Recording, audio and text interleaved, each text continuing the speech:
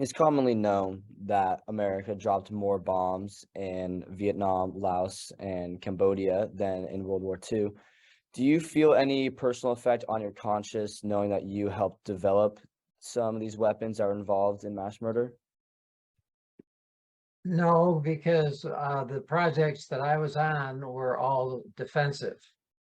The camouflage, the electric countermeasures so they couldn't shoot you down, the strange paint jobs, and that sort of thing. So we only were doing offensive uh, practice over the Santa Barbara Channel uh, as a way of tuning our ability to fly the airplane. And as you know, I had some high altitude projects getting up to almost 70,000 feet. We were trying to work out a way to shoot down an ICBM from a Phantom, which was also another interesting project. We had no business being in Vietnam after the French left. But we, at that time, were crazed about the fear of communism. And so the fight, the disagreement between North Vietnam and South Vietnam morphed into the Korean War.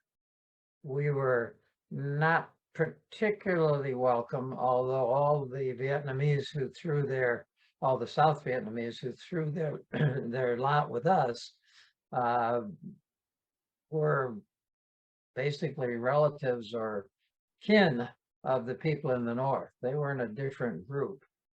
The North Koreans were much, I mean, sorry, the North Vietnamese were much better disciplined, much better, not better equipped, but they used ingenuity much better than we did with these horrible punji sticks, which are spears that stuck out of a pit. And if you stepped on them, you ended up with a bad foot injury or leg injury.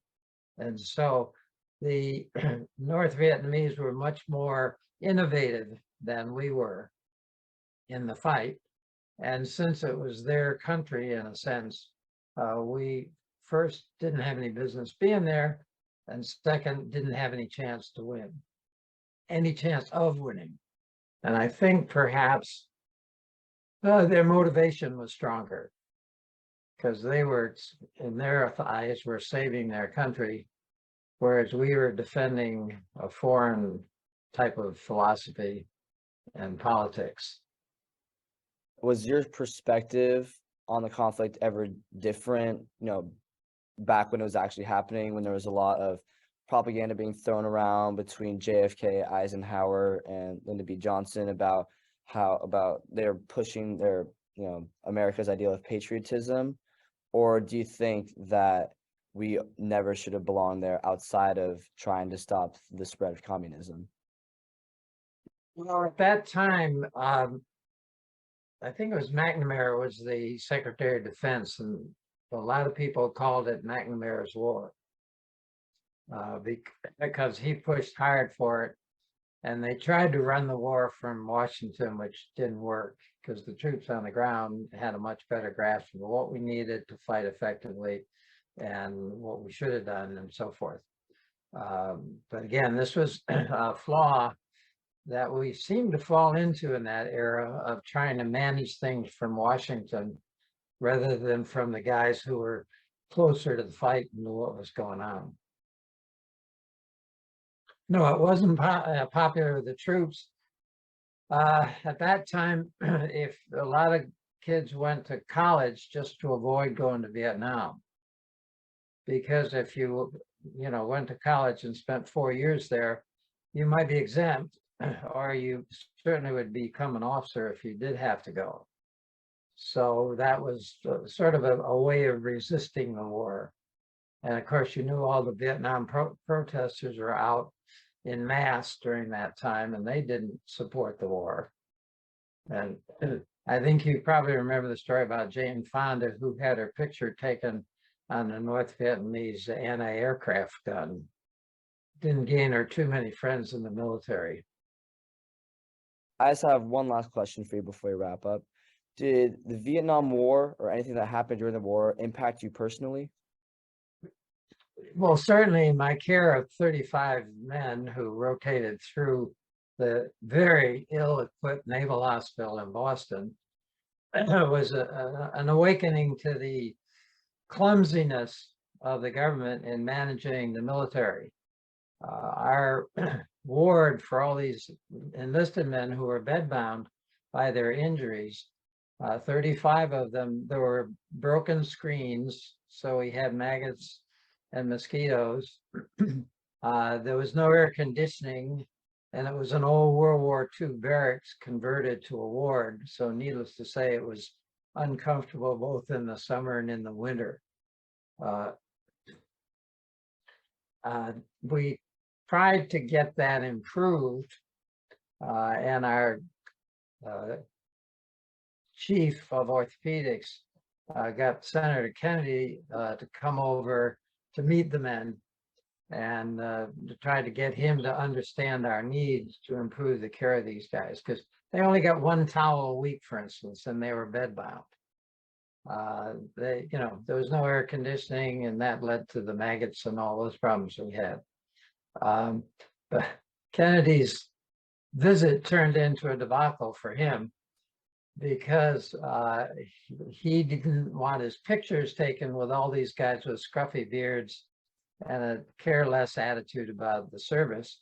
We had one guy from Nantucket who was on a super secret assignment over there and looked pretty squared away.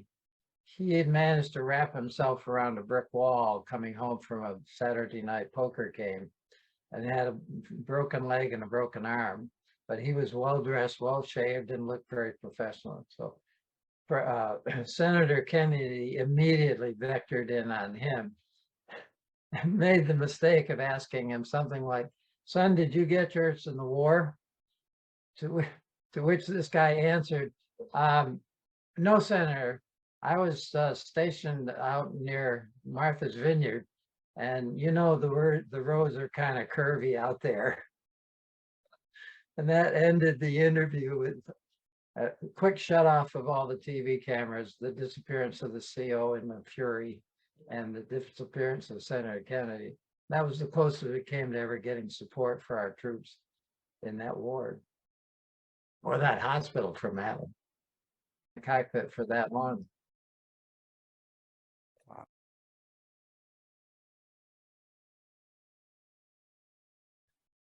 A lot of brave stories of survival came out more after the war ended than before. By the way, refused to leave. They tried to take him out by helicopter in Saigon when Saigon fell on April 15th. And he refused to go at first, and got all these Vietnamese and Americans on the helicopters out to the carriers. And there were so many people to load on these helicopters and get them out of there that they were pushing helicopters over the side of the carrier to make room for more of them to land. $10 million worth of helicopters were pushed over the side. Well, if there's anything else you'd like to cover, now would be the time. One little thing which gave you an idea of the morale and attitude. There was a sergeant right at the nursing station, which was midway between 17 guys on one side and 17 guys on the other side. They didn't like the sergeant much. He was badly injured and was confined to bed. But the guys on both sides of him at night would mock shoot him with butting, butting, which probably wasn't good for his morale. And he couldn't do anything to escape it.